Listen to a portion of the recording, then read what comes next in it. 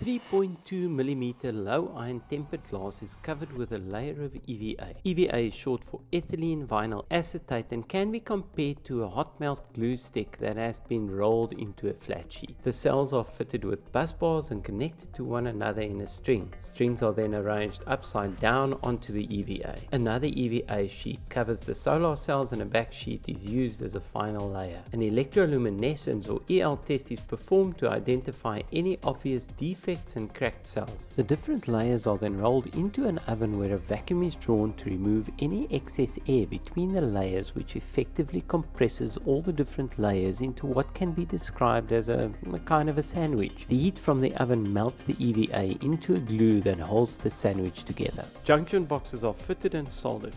Silicon is applied in the grooves on the aluminium frames before being assembled. As a final step, the modules are tested again, tagged and packed upright in crates or boxes and prepared for shipping to a final destination before being resold and installed.